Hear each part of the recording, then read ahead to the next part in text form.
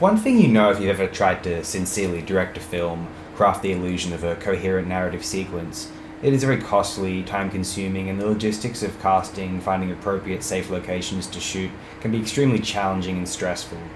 Therefore, you'll also feel that Roger Corman is an absolute genius.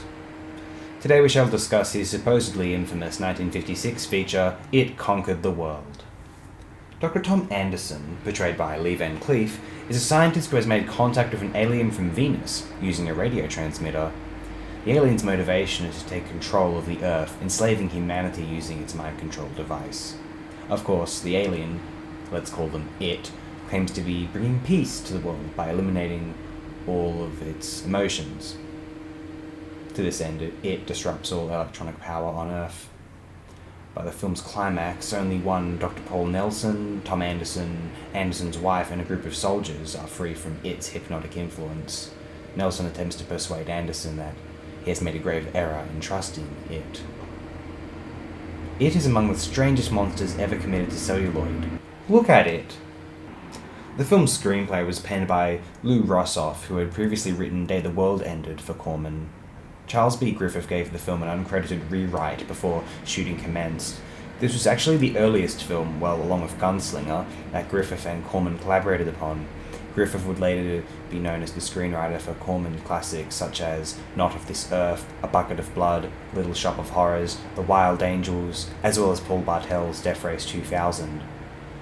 Despite what you see in these screen caps, It Conquered the World appears to be rather well received for one of Corman's 50s pictures.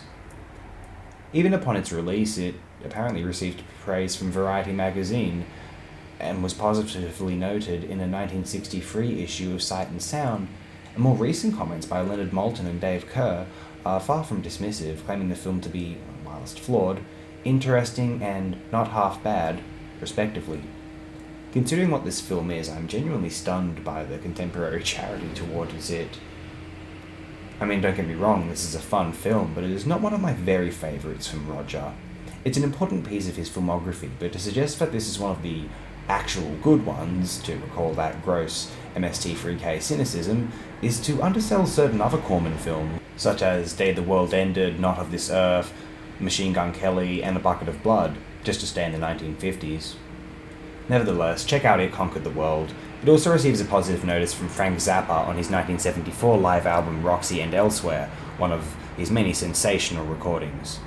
Corman and Zappa, two of my favourite Americans of all time. So hey, have a wonderful day, friends.